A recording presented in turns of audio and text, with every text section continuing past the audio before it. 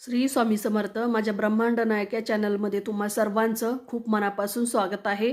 तर आजचा आपला विषय आहे की आपण तुळशीला जल अर्पण केल्यामुळे होणारे फायदे किंवा तुळशीला जल अर्पण का करावे, तर याची सविस्तर माहिती मी आज घेऊन आलेली आहे. जसं की आपल्या हिंदू धर्मामध्ये तुळशीच्या झाडाला खूप पवित्र मानलं जातं आणि या झाडामध्ये साक्षात भगवान विष्णू आणि लक्ष्मी माता यांचा वास असतो. त्यामुळे आपल्या घरामध्ये किंवा आपल्या घराच्या बाहेर ज्या ठिकाणी रिकामी जागा असेल त्या ठिकाणी, म्हणजे आपल्या घराच्या अगदी मुख्य प्रवेशद्वाराच्या उजव्या बाजूलाच आपण तुळशीचं एकतरी झाड लावलं पाहिजे. आपण हिंदू आहोत त्यामुळे आपल्या घरामध्ये तुळशीचं रोप हे असायलाच पाहिजे. आणि प्रत्येक स्त्रीने हे सकाळी उठल्यानंतर अंघोळ केल्यानंतर तुळशीला पाणी, हळदी कुंकू हे आपण अर्पण केलंच पाहिजे. कारण याचे खूप सारे आपल्याला फायदे आहेत. तर ते आज मी सांगत आहे. जसं की भगवान विष्णूंना तुळशी पत्राशिवाय कोणत्याही प्रसादाचा ते स्वीकार करत नाही, कारण तुळशी पत्र हे त्यांना खूप प्रिय आहे. त्यामुळे त्यांच्या प्रत्येक नैवेद्यामध्ये आपण तुळशी पत्र हे अर्पण करायचं. तुळशीला आपण विष्णुप्रिया सुद्धा म्हटलं जातं, कारण तुळस ही विष्णूला प्रिय असते, त्यामुळे तिला विष्णुप्रिया म्हणतात. तसेच सत्यनारायणच्या पूजेमध्ये सुद्धा आपण पूजा करत असताना विष्णूंची, त्यामध्ये सुद्धा तुळशीचा हार अर्पण करत असतो किंवा तुळशी पत्र आपण वाहिले जातात. कारण का, तर विष्णूला ते प्रिय असतात आणि अन्न शुद्ध करण्याचं काम हे तुळशी पत्र करत असतं.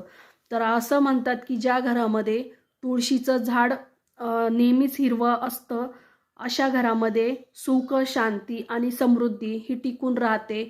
त्या घरामध्ये लक्ष्मीचा वास निरंतर राहतो. त्या घरामध्ये कोणत्याही प्रकारची दारिद्र्यता येत नाही किंवा दुःख येत नाही. आणि तुळशीचं असं म्हणतात की तुळशी मातेची पूजा जो करतो त्याच्या घरामध्ये दारिद्र्यता राहत नाही.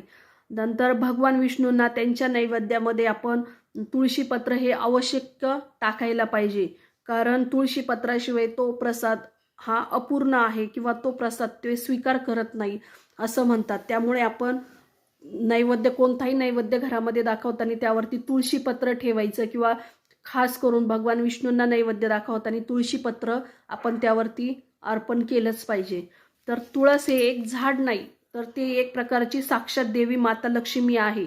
त्यामुळे तुळशीला आपण झाडाच्या स्वरूपात न बघता आपण एक लक्ष्मी किंवा देवी या स्वरूपात बघायला पाहिजे. आणि देवीची जशी आपण दररोज पूजा करतो तशीच आपण तुळशीचीही पूजा केली पाहिजे. त्यानंतर तुळशीला आपण पाणी किंवा हळदी कुंकू किंवा आपण कापड, जर थोडंसं असं ब्लाऊज पीस वगैरे असेल तर तो अर्पण केलं आपण तुळशीला, तर यामुळे आपल्या स्त्रियांना पती पत्नीमध्ये प्रेम आणि विश्वास निर्माण होत असतो. त्यामुळे आपण तुळशीला दररोज पाणी अर्पण करायचं आहे, हळदी कुंकू, आणि जमल्यास तर आपण एखादं कापड पण अर्पण करायचं आहे तुळशीला. तर एखाद्या घरामध्ये राहत असणाऱ्या स्त्रिया नेहमी सौभाग्यवती राहतात. ज्या घरामध्ये तुळस असते त्या घरातील स्त्रिया नेहमी सौभाग्यवती राहतात. तुळशीचा विवाह हा आपण वर्षातून जो एकदा येतो तेव्हा आपण करायलाच पाहिजे, कारण तुळस ही पवित्र मानली जाते. आणि तुळशीचा विवाह केल्यानंतरच आपल्या घरातील जे व्यक्ती असतात, जे विवाहित मुलं-मुली असतात, त्यांचा विवाह जमण्यासही मदत होत असते आणि त्यानंतरच तुळशीचं लग्न होत असतं. त्यामुळे आपण तुळशीचं लग्न केलं पाहिजे. नंतर तुळशीच्या झाडाजवळ आपण कधीही अपशब्द किंवा वाईट किंवा निगेटिव्ह बोलायचं नसतं, कारण कारण तुळस ही पवित्र मानली जाते. आणि आपली चप्पलही कधी आपण तुळशीसमोर ठेवायची नाही. तुळशीजवळ थुंकणे सुद्धा पाप असं मानलं जातं. तर त्यामुळे ह्या गोष्टी आपण कटाक्षाने टाळायच्या आहे. नंतर तुळशीला नेहमी आपण तिन्ही सांजेच्या वेळेस दिवा लावायचा आहे, कारण आपल्या घराचं संरक्षण करण्याचं काम ही तुळस करत असते. ज्याप्रमाणे तुळस ही औषधीही आहे, त्याचप्रमाणे ती आपल्या घरामध्ये लक्ष्मीचं प्रतीक म्हणूनही मानलं जातं. त्यामुळे तुळशीचे आपल्याला दोन्हीही फायदे आहेत. एक आयुर्वेदिक पण आहे आणि एक आपल्याला लक्ष्मी संबंधी पण आहे.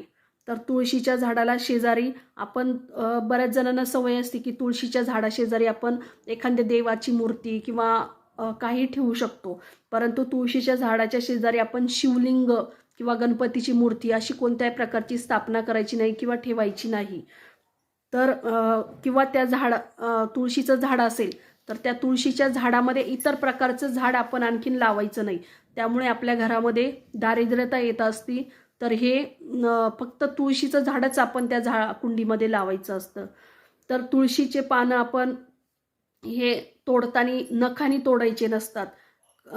कारण तुळस मातेचा अपमान होतो, तो आपण दोन्ही बोटाच्या चिमटीमध्ये धरून तोडायचा असतो. तुळशीचे पान हे सुकले तर आपण ते कचऱ्याच्या डब्यामध्ये टाकायचे नाही, तर ते आपण तसेच त्याच कुंडीमध्ये बुजवायचे आहे मातीमध्ये. नंतर दर रविवारी आपण रविवारच्या दिवशी तुळशी मातेचं जे तुळस पत्र आहे ते आपण तोडायचं नाही. कारण आणि पाणीही या दिवशी आपण रविवारच्या दिवशी अर्पण करायचं नाही. तर आपण इतर कोणत्याही दिवशी आपण तुळशीपत्र तोडू शकतो, फक्त रविवारचा दिवस सोडून. तर अशा प्रकारे तुम्ही जर हे नियम जर फॉलो केले किंवा हे नियम जर वापरले तर नक्कीच तुळशी मातेचा तुमच्यावरती प्रसन्न राहील आणि आपल्या घरावरती लक्ष्मीचा वास किंवा लक्ष्मी विष्णू यांची आपल्या घरावरती छाया राहील. श्री स्वामी समर्थ.